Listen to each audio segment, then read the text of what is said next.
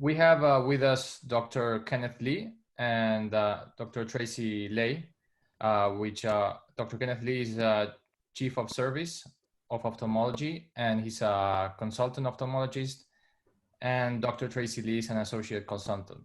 So whenever you're ready, you can introduce yourselves and begin the presentation.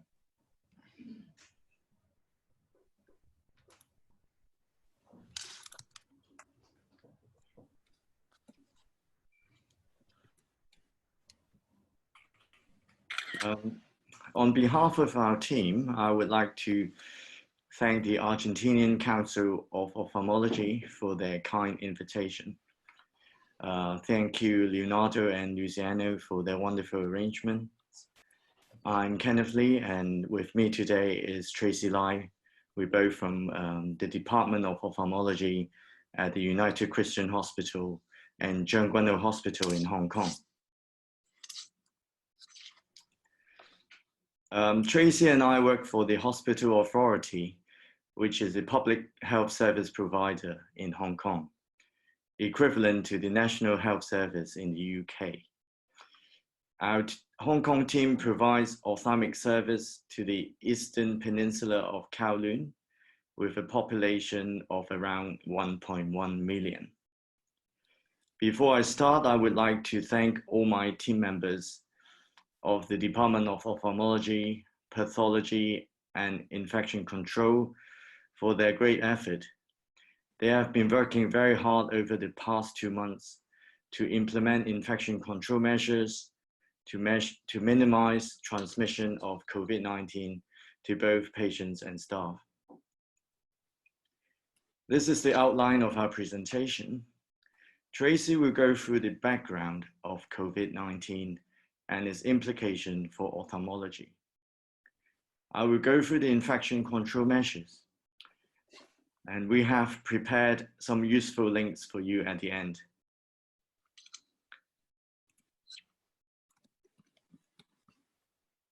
So let me start with some basic terminology. COVID-19 stands for Coronavirus Disease 2019, and it refers to the disease and having a positive laboratory test regardless of the signs or symptoms. SARS-CoV-2 is the gene bank name for the virus. The gene bank is the genetic sequence database of the National Institute of Health. The SARS-CoV-2 is a coronavirus in the same family as the severe acute respiratory syndrome virus and the Middle East respiratory syndrome virus. It is 65% identical in nucleotide sequence to the SARS-CoV virus in 2003. Let's talk about the history of COVID-19. The first case was reported in late December in China. There was a cluster of 44 patients with pneumonia of unknown origin, reported from Wuhan, Hubei province in the central part of China, from late December to early January. It quickly emerged into a global pandemic with over 300,000 cases as of today. This is a map of the confirmed cases. China tops the table with over 80,000 cases, followed by Italy and the United States. Hong Kong now has 273 cases, and Argentina has 225 cases. There are over 300,000 confirmed cases now all over the world, and less than 1/3 of them have recovered. 13,000 people have died, and out of the 200,000 active cases right now, 10,000 are in serious or critical condition. Next, I'll move on to the clinical features of COVID-19. This is a study published of the first 425 patients with confirmed COVID-19 in China. The median age is 59 years old, and the mean incubation period is 5.2 days. And it is notable that almost half of the cases were adults of 60 years of age and older, and children are less likely to become infected. And the adults in 60 years of age or older are in a very high risk group. And the majority of the eye patients at our clinic are over 60 years of age.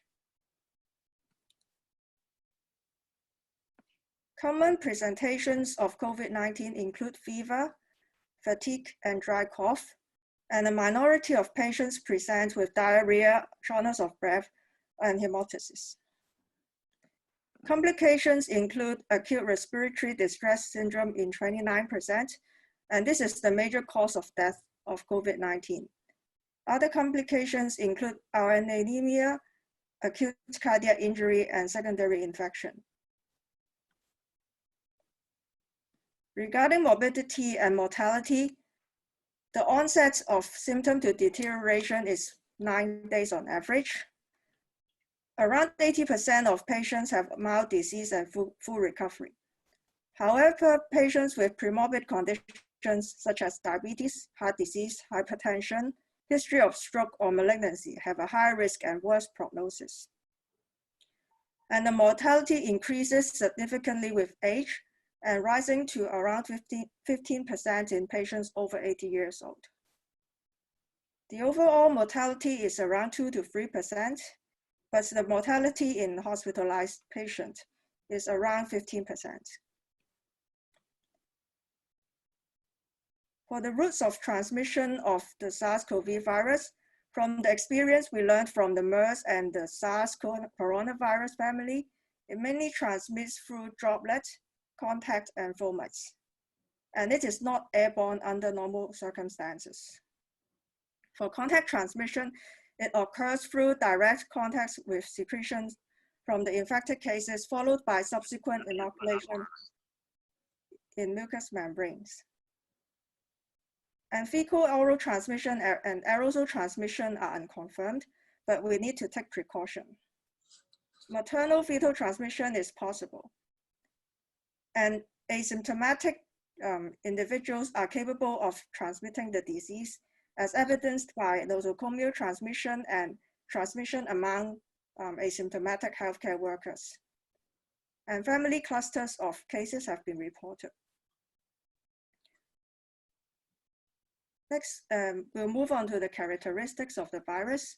It is sensitive to ultraviolet light, heat, 75% ethanol, ethers, peracetic acid, chlorine, and chloroform disinfectant. The virus can live for hours on shiny surfaces and up to 5 days under conditions such as 20 degrees Celsius and 40% humidity. As the use of mobile phone is vital to our lives nowadays, it is a possible route of transmission of the virus. Next, I'll move on to the implications for ophthalmologists. A minority of COVID-19 patients have conjunctivitis.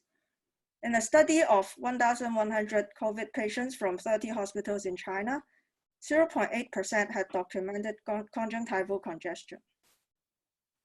In another preprint study of 534 cases in China, 4.68% presented with conjunctival congestion, and 3 patients had conjunctival congestion as the initial symptom.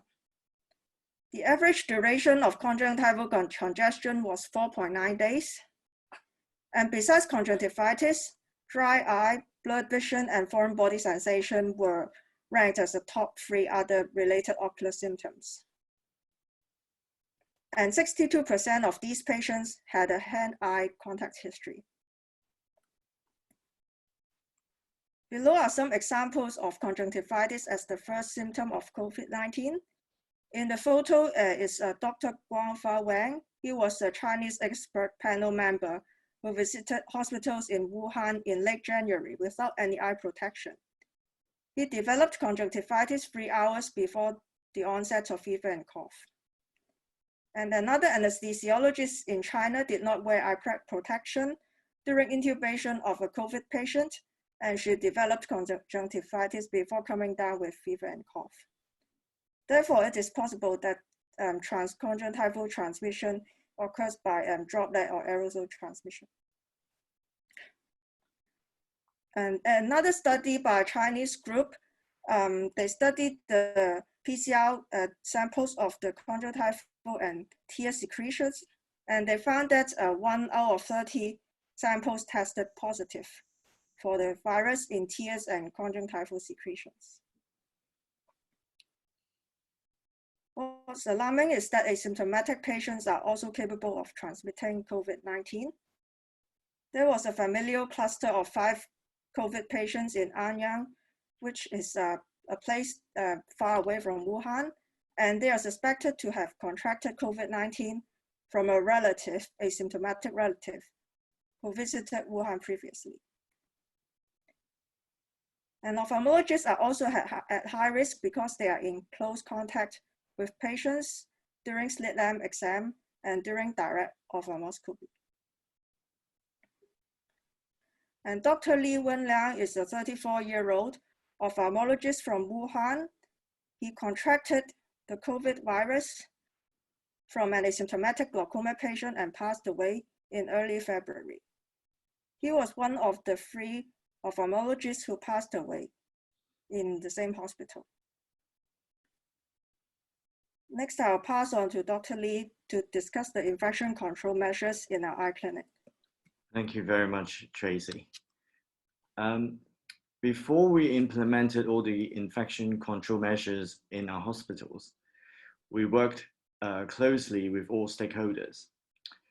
It was based on a 3-level hierarchy approach, namely administrative control, environmental control, and the use of personal protective equipment. As your clinical settings may be different from ours, I suggest you work closely with your local infection control experts before you decide on which types of measures to implement. I do not intend to cover everything in our paper. Please do refer to our paper for further details, and the editors of Gravies have kindly granted free access via this link. Administrative control is the most important as it involves the largest number of people. It aims to reduce the risk of exposure of uninfected people to infected cases. I will go through each of them. First is to reduce attendances at our eye clinic. We have a total attendance of around 500 cases a day in our eye clinics in Hong Kong. To lower attendances, we have been sending out text messages to patients' mobile phones 1 week before their appointments. In the message, we ask specifically for fever, flu symptoms, and recent travel history. And we offered rescheduling through our hotline, and we also offer free drug refill. Responding cases will have their case records screened by our doctors, who will then decide whether to accept the rescheduling and also the timing of the rescheduled appointment. Out of the 10,000 messages sent out in the past month, we had a response rate of around 12%. Patient satisfaction was excellent, and the main reason for rescheduling is patients' fear of COVID-19 infection. Every patient who comes to our hospital are screened by the FTOCC questionnaire. Fever is particularly important, as we know up to 98% of infected cases developed fever.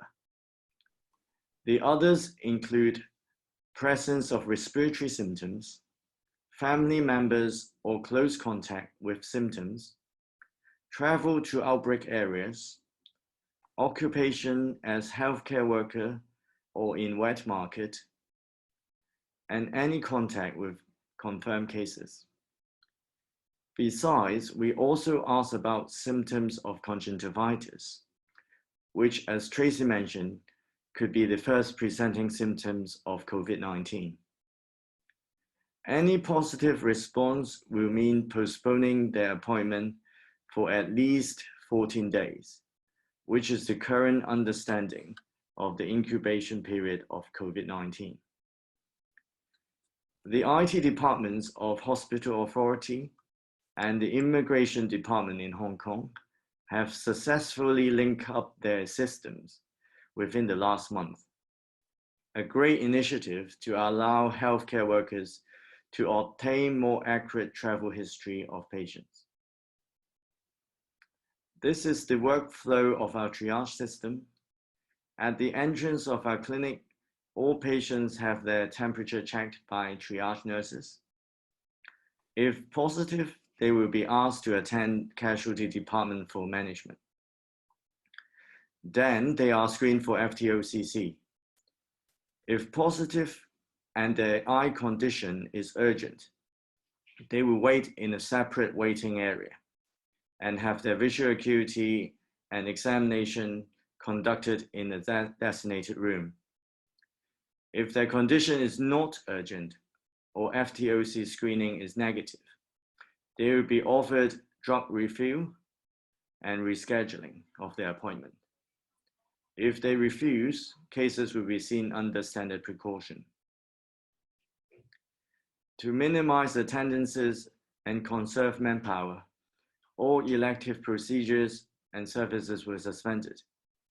This includes elective cataract surgery, pterygium surgery, and non-urgent subspecialty surgeries. Only emergency surgeries are maintained. To reduce the risk of transmission by aerosol generating procedures, we have suspended all nasal endoscopy for DCR. As non-contact tonometry can generate microaerosol, its use is suspended, and intraocular measurement should also be minimized. As coronavirus may be present in tiers of infected cases, the use of disposable tips and prisms is highly suggested. This can reduce the risk of transmission during the disinfection of prisms. As we all know, ignorance can be dangerous. Therefore, providing update of knowledge on COVID-19 for our healthcare workers is crucial. It can help to protect both ourselves and patients.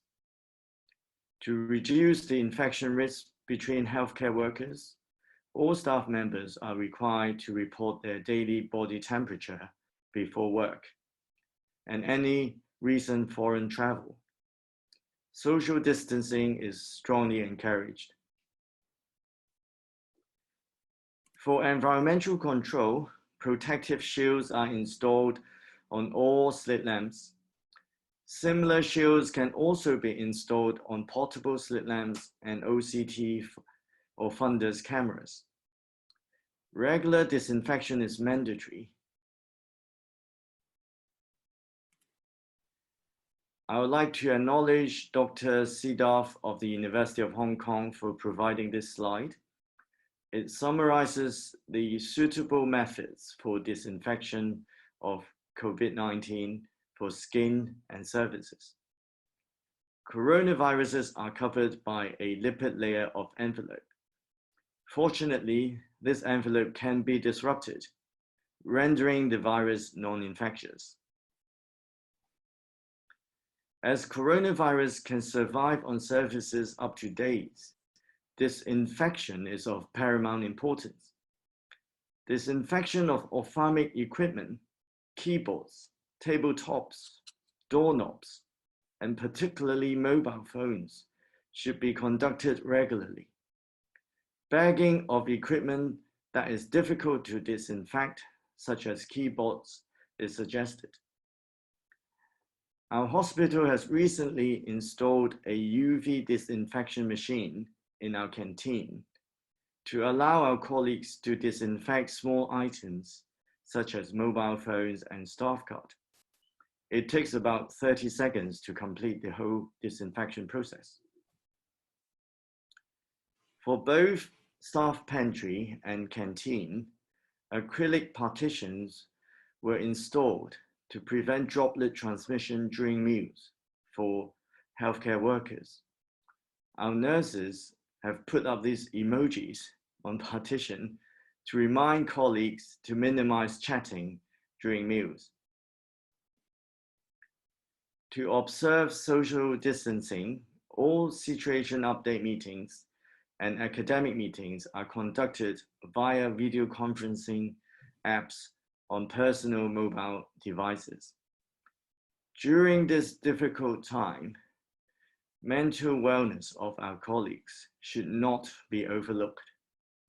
For example, our team invited our hospital priest to lead prayers and conduct sharing before we start our weekly meeting. For the use of personal protective equipment, please refer to your local infection control guideline.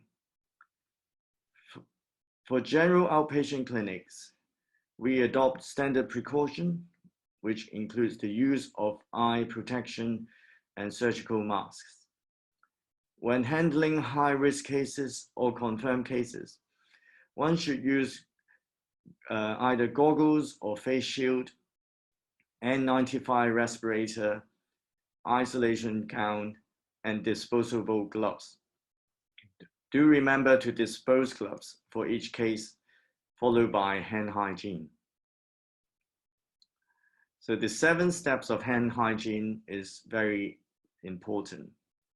You can either do it with the use of hand washing or alcohol hand rub before and after each patient encounter. In conclusion, COVID-19 is transmitted via droplets, contact, and fomites.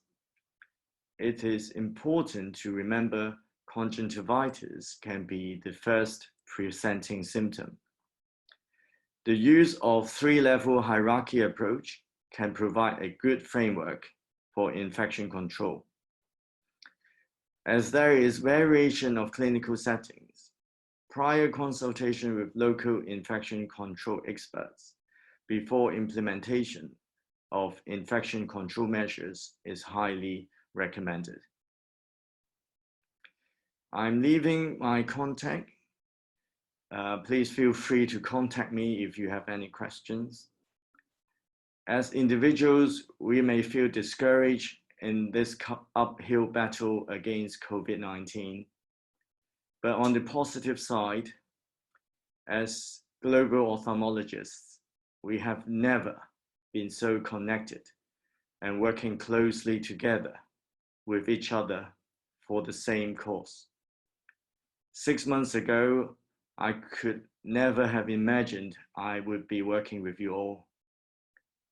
So I'm optimistic that if everyone takes a small step and keeps love in our heart, we will prevail. Thank you once again. And here's the helpful information that you can refer to. Thank you.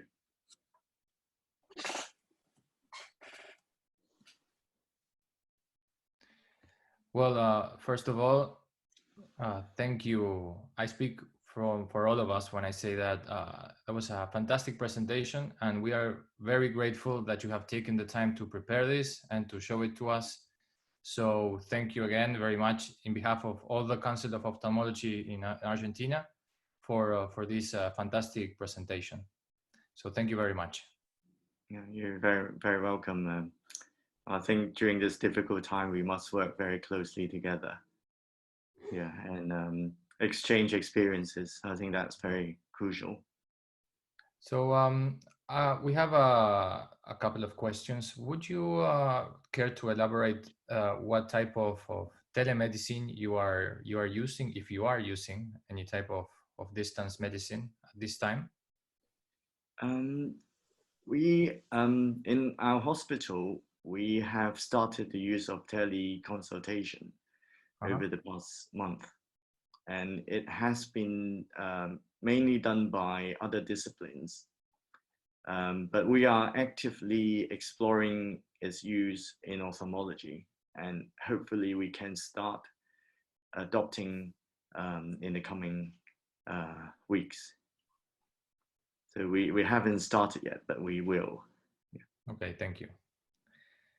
And what about corneal transplants and intravitreal injections? Are you doing those procedures in your clinic? We have stopped all elective corneal transplants, and we only maintain emergency corneal transplant service, for example, for corneal perforation. And harvesting of corneal grafts by the eye bank has been stopped since the COVID-19 outbreak. And the eye bank is exploring the testing of donor corneas for COVID-19.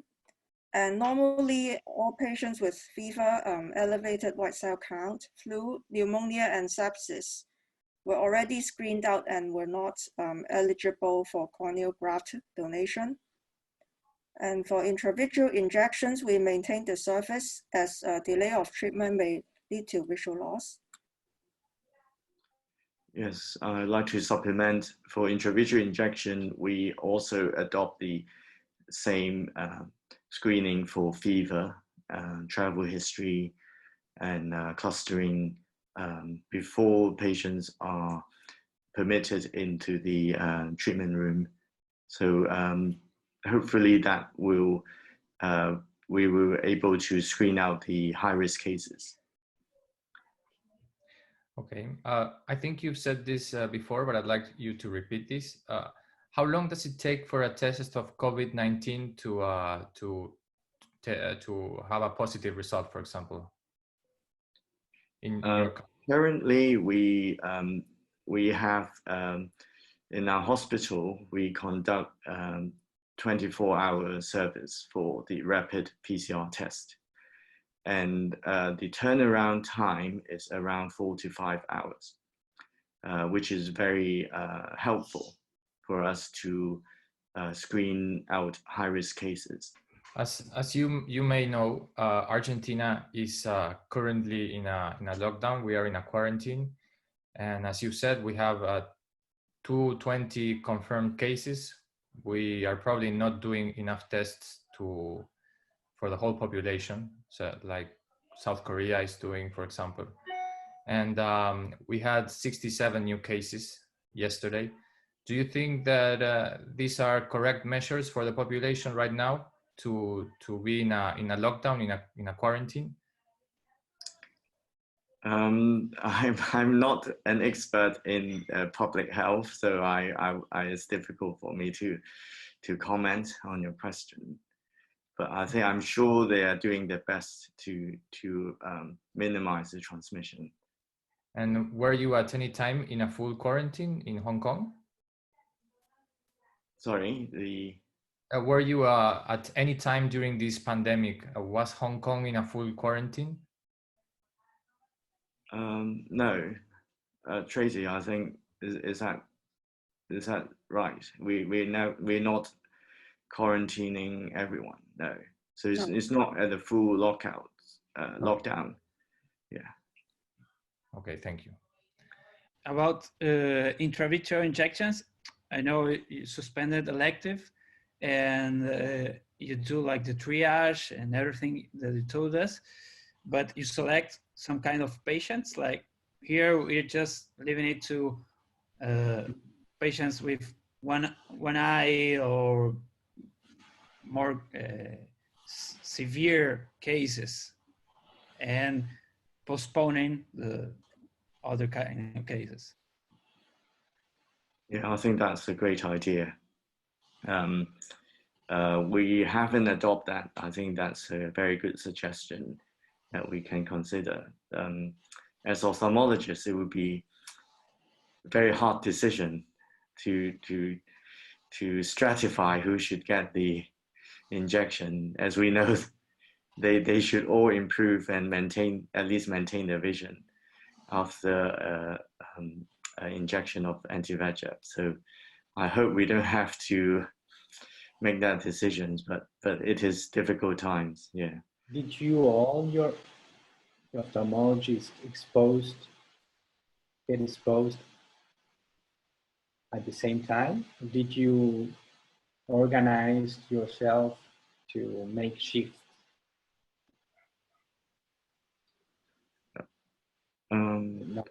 Are you suggesting like dividing the team into like Yes. two separate Yes, teams?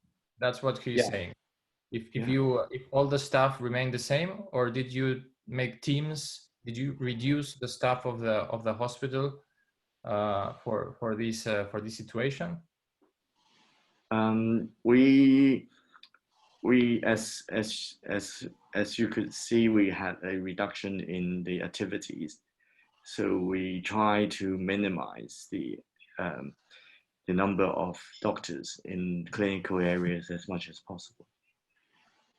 So we that's one thing, and in terms of the splitting the team, we have thought about that, but we have not implemented so far. Have you guys in Argentina been doing it, splitting the team? Yes, in our clinic we have 2 or 3 teams in administration, the OR as well, and they are on call. They are not actively on the clinic, and they are on call if there is for example, one team is Monday, Tuesday, Wednesday, and the other team is Thursday, Friday, Saturday, for example, and it's always the same team. They don't mix. It has been just implemented, so just this week. So we don't know. I think that's a great idea. Yeah, we thought about doing it, but we haven't. Again, I think because the situation wasn't that bad over the past month, we have the tendency to be a bit more That's good. not to take more drastic measures. But I think that's a great idea, Luciano, I think. And what about the staff of the hospital over 60 years old? Are they working? Are they at home? We have a retirement age of 60. So it's really very under special circumstances, then you can work till 65. Okay. But what about at-risk patients, for example, asthmatic patients, or I mean, if you consider someone to be at risk, they are not working, for example, even if they are patients or healthcare staff. workers. Staff. We are thinking about along the same lines. Of course, those who are pregnant or immunocompromised for various reasons, we are hoping to put them in non-clinical areas. Okay. Yeah. In your personal opinion, how do you see this pandemic working lasting? How do you think it will last? Like, for example, in China, which you are now in a kind of controlled situation, how do you see us implementing these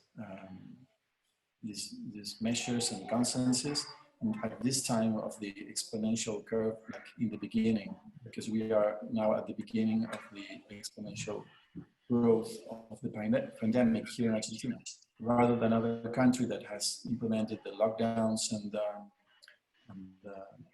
these measures in the highest part of the exponential curve. How do you see us, and how do you see China getting out of the problem? I don't have a crystal ball. I don't know what's going to happen. I've been reading a lot of different experts predicting what's going to happen, and frankly speaking, I don't know which direction we're going, but it appears that countries one by one will adopt lockdown strategy to contain the infection.